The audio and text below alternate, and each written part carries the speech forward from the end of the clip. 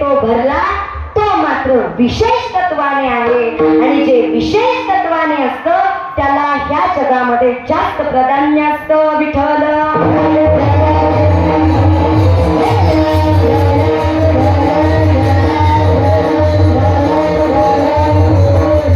कसं जास्त प्राधान्य तर सगळ्यांना सोप्या भाषेमध्ये उदाहरण सांगायचं ठरलं तर दूध आहे. आपण सगळे गावकरी मंडळी शेतकरी मंडळी आपल्या सर्वांच्या घरी दूध असतंच. त्या दुधामध्ये महिला मंडळ तूप असतं की नसतं? असतं. 100% मोठ्या आवाजात असतं की नसतं? असतं. त्या दुधामध्ये तूप असतं पण दिसतं का? नाही दिसत. त्याच्याकरिता काय करावं लागेल सांगा. आता मी पण तुमची सून आहे. काय करावं लागेल? विरजण चुलीवर टाकावं लागेल. पहिले साई काढून घ्यावी लागेल. विरजण टाकावं लागेल आणि मग त्याच्यामध्ये आठवडाभर साई काढून त्याचं झालं दही करावं लागेल. आणि त्या दह्यामध्ये लोणी आहे की नाही? आता खालच्या मंडळी त्या म्हणताना आम्ही काय केलं बाई दह्यामध्ये तूप आहे की नाही? आहे. आवाज आला मोठा आहे. 100% पण दिसतंय का? नाही दिसत. त्याच्याकरिता काय करावं लागेल? त्या लोण्याला सुद्धा कडवावं लागेल आणि मगच काय होईल? मगच तूप निर्माण होईल. मग आपण असंच नाही म्हणत तूप खाल्लं की रूप येतं, दूध खाल्लं की रूप येतं असं आपण म्हणत नाही. तात्पर्य सिद्धांत तुपाला जेवढं महत्व आहे तेवढं दुधाला महत्व नाहीये. त्याचं कारण दूध हे नासू शकतं पण तूप कधीच नासू शकत नाही. चिरकाल टिकणारा पदार्थ म्हणजे तूप आहे. जसं त्या तुपाला प्राधान्य आहे तसं चित्तामध्ये जो जागृत होतो त्याला प्राधान्य आहे. विठ्ठल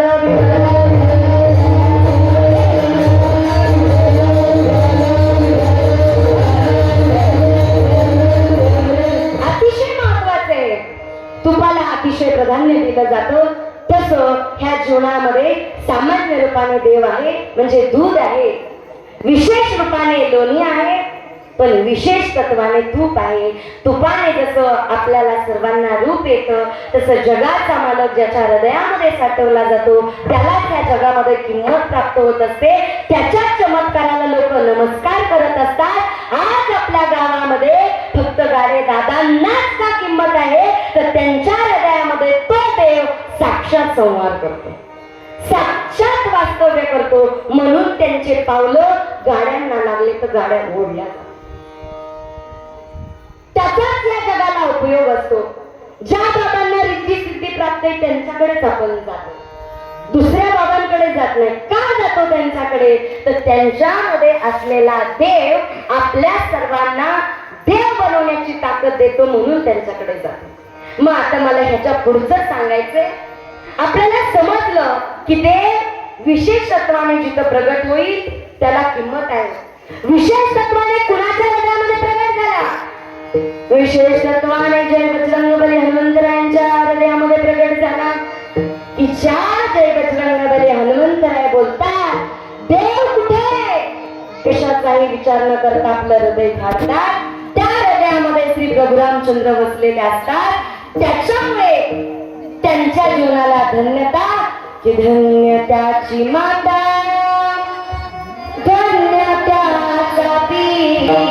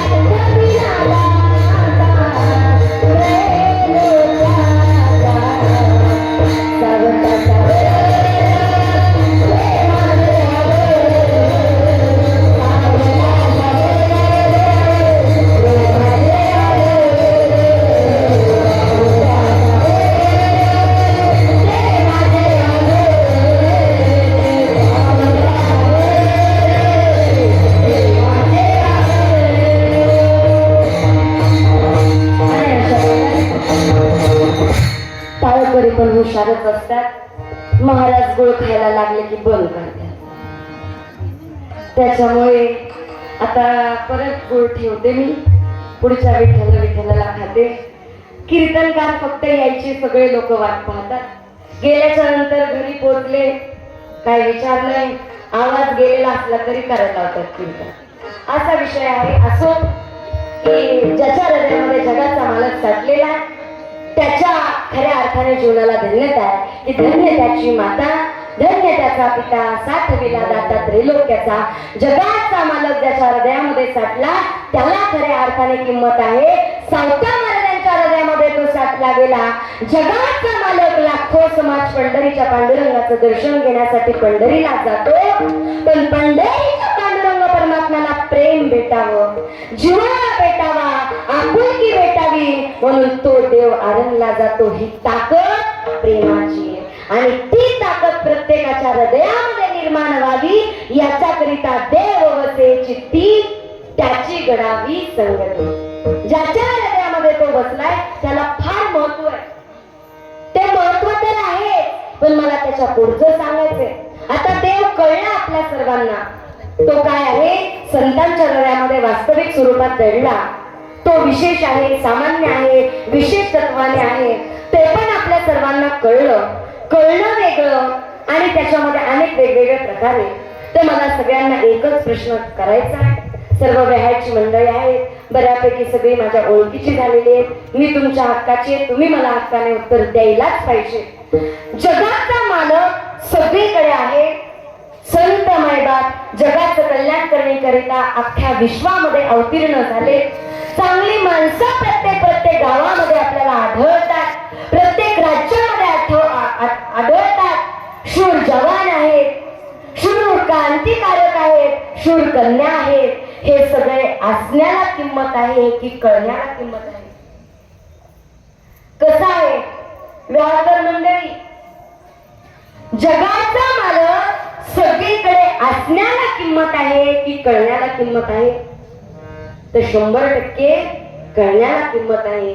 ज्या दिवशी आपल्या जीवनामध्ये देव कळला जातो, संत कळले जातात, चांगली माणसं कळली जातात, त्यावेळी ह्या जीवनामध्ये दुःख शिल्लकच राहते. जे तुमच्या आमच्या जीवनामध्ये अज्ञान रूपी अंधकार हृदयामध्ये दडलेला असतो तो नाहीसा होतो आणि हे जगच आपल्याला देव दिसू लागतो. म्हणून ह्या जगामध्ये असण्याला किंमत नसते, कळण्याला किंमत असते. मला त्याच्या पुढचं सांगायचे.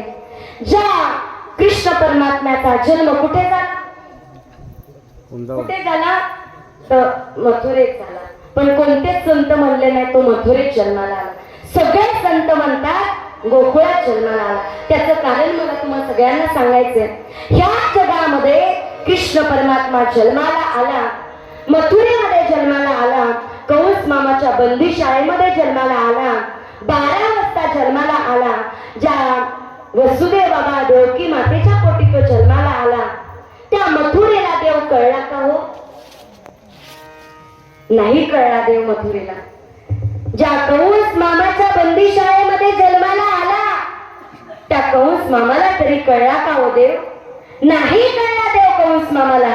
त्याच्या पुढे ज्या बापाच्या पोटी वसुदेव बाबांच्या पोटी कृष्ण परमात्म्याने जन्म घेतला अशा वसुदेव बाबांना तरी देव कळला का?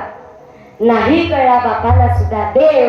त्याच्या पुढे बापाचा जाऊ द्या, मामाचा जाऊ द्या, ज्या आईच्या पोटी देवाने जन्म घेतला माझ्या त्या देवकी मातेला तरी देव कळला का? कळला का देव देवकी मातेला? नाही कळला देवकी मातेला देव. जर देव कृष्ण परमात्मा देवकी मातेला कळला असता तर देवकी माता अशी म्हणली नसती, सोडा सोडा मिठी लपवा लपवा जगजेती. सोडा त्याला आणि लपवा कुठेतरी, तो देव आहे, त्याला लपवण्याची काय गरज आहे? पण तो कळला नाही. शेवटी त्याला टोपलीत घेतलं आणि यमुनेच्या पलीकडे निघाले. यमुना महिला तो कळला का? तर साधनेवरती आढळे.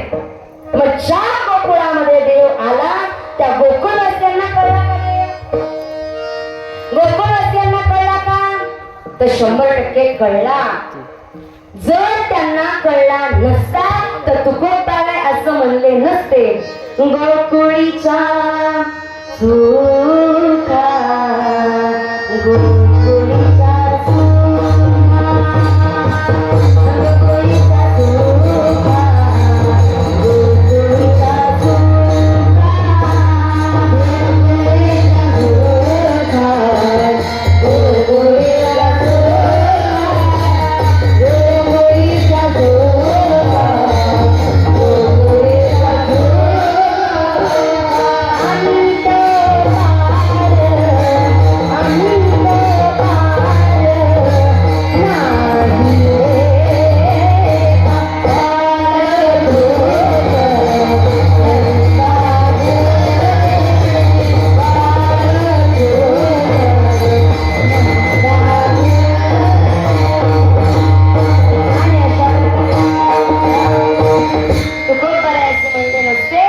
गोकुळीच्या सुखा अंत पार नाही लेखा. ज्या गोकुळामध्ये देव आला त्या गोकुळवासियांना तो कळला आणि कळाल्यामुळे अख्ख्या गोकुळाला आनंद झाला. आणि जिथे देव कळला जातो तिथे आनंदी आनंदच होत असतो, तिथे आनंदी आनंद होत असतो. ज्या दिवशी या जीवनाला संत कळतात, नाही कळले जगाला संत सुद्धा. ज्या ज्ञानोबांनी जगासाठी एवढं पसायदान केलं, ज्ञानेश्वरी केली, हरिपाठ केला, नाही कळले ज्ञानोबाराय जगाला, 4-4 दिवस उपाशी ठेवणारा समाज ह्याच मृत्यूलोकामध्ये जन्माला आलेला. नाही कळले ज्ञानोबाराय, नाही कळले तुकोबाराय. ज्या तुकोबारायांनी जगासाठी गाथा निर्माण केला, समाजाने त्याच संतांना त्रास दिला. पण त्यांनी एकच तत्व जीवनामध्ये अर्पित केलेलं, हा देव आपला सुख आहे आणि हाच देव आपला दुःख आहे.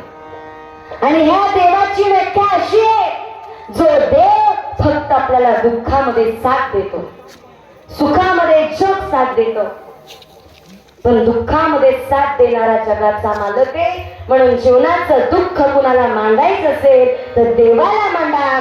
एक दिवस तो मागे पुढे आपल्या उभा राहिल्याशिवाय राहणार नाही. ही ताकद देवाची. म्हणून देव कळलाच पाहिजे. तो जोपर्यंत कळत नाही तोपर्यंत ह्या दुःखाच्या प्रपंचामध्ये आपण अडकले जाणार आहे. आता बसलेल्या मंडळींपैकी आपण सगळ्यांनी सगळे कीर्तन ऐकले. लांबचं देवाचं तर जाऊ द्या, तंबाखू किती लोकांनी सोडल्या ते मला सांगा. तंबाखू मिश्री आमच्या गावात नाही माहिती मला पप्पा, आमच्या गावात असं काही नाहीये. व्यसनमुक्त गाव आहे आमचं. आपण अनेक कीर्तन ऐकलं. काल बाळासाहेबांचं कीर्तन ऐकलं. त्यांचं तर सगळं जे व्हिडिओ आहे ते व्यसनमुक्तीसाठी आहे. ते कामच त्याच्याकरिता करतात.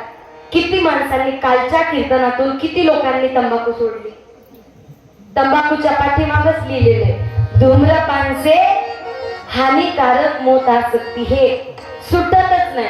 काय काय गावामध्ये म्हणतात, महाराज बायको सोडतो एक टाइम. खायची वांदे होतील ना, सोडतो पण तंबाखू सुटणार नाही. इतकी पंचायत झाली. अनेक कीर्तनकारांचे आपण कीर्तन ऐकतो. आम्ही पण कीर्तनाला येतो, कीर्तन करतो आणि जातो. पण परिवर्तन हवंय आपल्याला. आणि परिवर्तनासाठी चांगली माणसं कळायला हवी, देव कळायला हवा, संत कळायला हवे. ज्या दिवशी ते कळले जातील त्या दिवशी जीवनातलं सगळं वाईट कर्म सुटलं जाईल आणि आपण सत्मार्गावर उभे राहील. ही ताकद संतांच्या संगतीची आहे. आणि ही ताकद आपल्या सर्वांच्या जीवनामध्ये निर्माण व्हावी. नाहीतर आपण असंच जीवन जगतोय. तुम्हा सगळ्यांना उदाहरणासाठी सांगते, देव असण्याला किंमत नाही, कळण्याला किंमत आहे. छोटस उदाहरण आठवलं ते आपल्या सर्वांना सांगते. पण सर्वांनी एकदा नीट बसून प्रेमाने भगवंताचं भजन करा.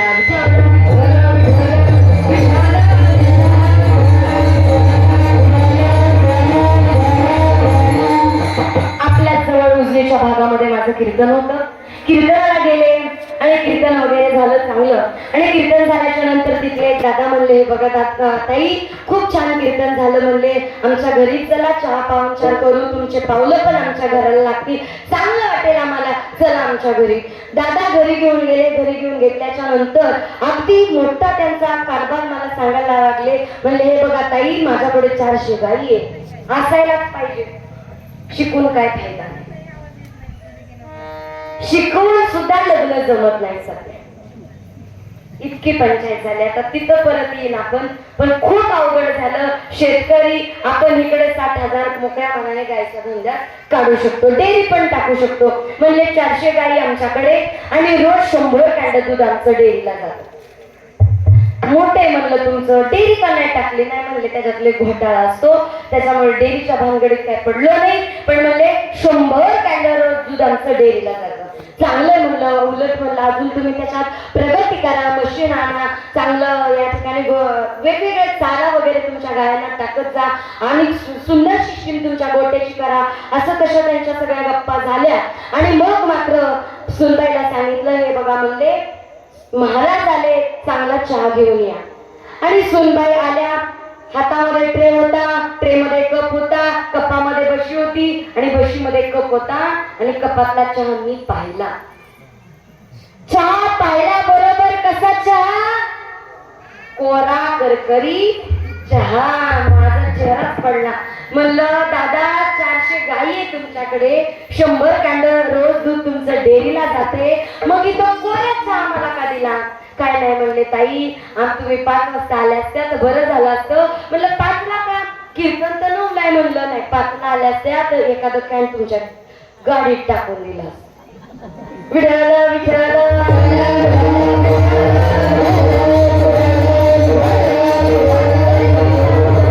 तात्पर्य सिद्धांत 400 गायी पण घरात काय कोरा चहा आहे. मग एवढं दूध असण्याला किंमत आहे का घरात पाहुणे आल्यावर चहा करायला चांगला किंमत आहे? तर घरात असण्याला किंमत आहे. तसं ह्या विश्वामध्ये देव आहे पण असण्याला किंमत नाही, तो कळण्याला किंमत आहे. आणि ज्या दिवशी या जीवनामध्ये कळलं जातं ना, त्यावेळी तो आनंद वेगळाच असतो. ज्या दिवशी एका मुलीला बाप कळेल, ज्या दिवशी एका मुलीला आई कळेल, ज्या दिवशी एका मुलीला सासू कळेल, ज्या दिवशी एका मुलीला सासरा कळेल, ज्या दिवशी एका मुलीला नवरा कळेल आणि हे जीवन सत्मार्गावर पुढे चाललं जाईल, त्या दिवसाला खऱ्या अर्थाने अतिशय प्राधान्य दिलं जातं. म्हणून ह्या जीवनामध्ये कळलं पाहिजे. आणि ते करण्याकरिता तुकोबाराय सांगतात, ज्याच्या हृदयामध्ये तो बसला त्याची आणि माझी संगती घडते. संगतीला किती फायदा, किती महत्व, तर संगतीशिवाय आपण पुढे जाऊ शकत नाही. म्हणून तुकोबाराय प्रत्येक वेळोवेळी म्हणले नाही, न लगे मुक्ती आणि संपदा संत संग. मला संतांची संगत हवी. संतांची संगत काय करेल तर आपल्या सर्वांना बोरीचं झाड माहितीये,